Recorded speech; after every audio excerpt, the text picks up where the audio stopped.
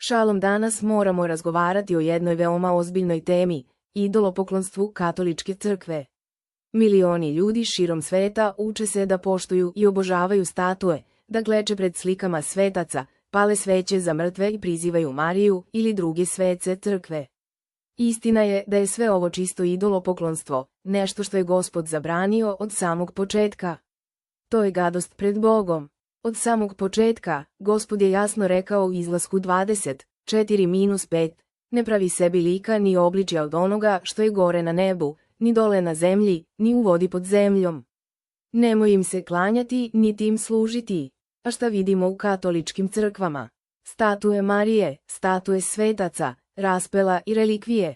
Ljudi kleče pred drvetom i kamenom, mole se pred slikama, ljube statue i prate ih u procesijama. Ali psalmista jasno kaže u psalmu 115:4-7, njihovi idoli su srebro i zlato, delo ljudskih ruku. Imaju usta, ali ne govore. Imaju oči, ali ne vide. Imaju uši, ali ne čuju. Imaju noseve, ali ne mirišu. Imaju ruke, ali ne osjećaju. Imaju noge, ali ne hodaju. Glas ne izlazi iz njihovog grla. Šta je to? Upravo ono što danas vidimo u katedralama, mrtve statue, bez života, bez sile i bez moći. Poštovanje mrtvih, nekromantija. Katolička crkva ne poštuje i ne moli se samo pred statuama, već se obraća i mrtvima, takozvanim svecima. Ali šta kaže pismo? 5. Mojsijeva 18:10-11 kaže, neka se među vama ne nađe niko ko se bavi vraćanjem ili ko priziva mrtve. Propovednik 9:5 kaže, jer živi znaju da će umreti, a mrtvi ne znaju ništa. Dakle, ko priziva Mariju ili nekog mrtvog sveca, traži komunikaciju sa mrtvima, nešto što Bog izričito zabranjuje. Marija te ne čuje, Petar te takođe ne čuje, nijedan svetac te ne čuje. Samo Gospod čuje molitvu kroz posrednika, Ješuu. Osuda idolopoklonstva takođe je jasna u Bibliji. Isaija 44:9 kaže, oni koji prave idole nisu ništa i njihove dragocene stvari ništa ne koriste. Jeremija 10:3-5 kaže, jer su običaji naroda ništavni.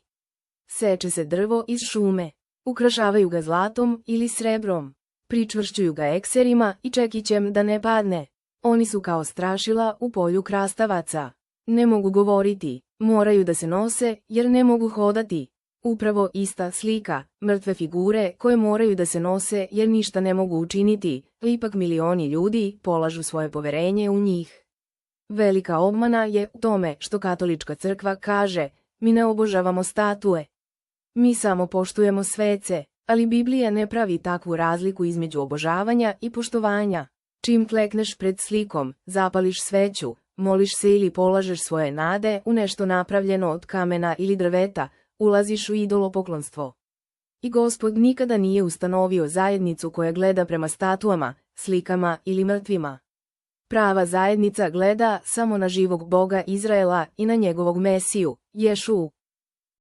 Pravo svetilište pismo kaže u delima apostolskim 7:48, ali Svevišnji ne prebiva u hramovima koje su načinile ljudske ruke.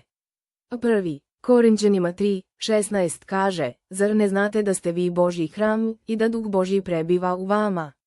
Mi smo Božji hram, Gospodnji hram ne prebiva u katedralama ispunjenim statuama i svećama, već u njegovom narodu. Dubina ove obmane je bolna. Ljudi koji iskreno traže Boga često se od detinjstva uvode u ovaj sistem. Uče ih da je normalno ljubiti statue, prizivati Mariju i klečati pred papom. Ali šta kaže Ješua? Matej 4:10, Gospodu, Bogu svom, klanjaj se i njemu jedinome služi. Njemu jedinom, ne papi, ne Mariji, ne statuji, ne svecu, samo Gospodu kroz njegovog sina, Ješuu. Da kažemo jasno, idolopoklonstvo je gadost. Katolička crkva praktikuje stvari koje Biblija jasno opisuje kao gadosti. Mole se mrtvima ili ih poštuju. Veruju u slike ili ih poštuju. Poštuju dela ljudskih ruku. Pismo kaže da su takve stvari proklete. 5. Mojsijeva 27:15, proklet neka je čovek koji napravi rezan ili liven lik, gadost Gospodu. Ne može biti jasnije, to je prokletstvo, a ne blagoslov. I zato postoji poziv na pokajanje. Zbog toga nas Gospod i danas poziva u Otkrivenju 18:4. Iziđite iz nje, narode moj. Prestanite da se uzdate u mrtve. Prestanite da prinosite čast beživotnim statuama.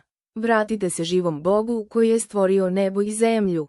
Draga braćo i sestre, katolička crkva je puna idola, ali mi smo pozvani da živimo prema istini. Ješua jedini, samo Ješua je put, istina i život. Samo on ima ovu jedinstvenu poziciju. Nijedan papa, ni Marija, niti bilo koji Ješuin apostol ne može zauzeti njegovo mesto niti otići na krst umesto nas. Zato je samo Ješua put, istina i život. Nema drugog imena pod nebom koje je dato ljudima kojim treba da se spasemo.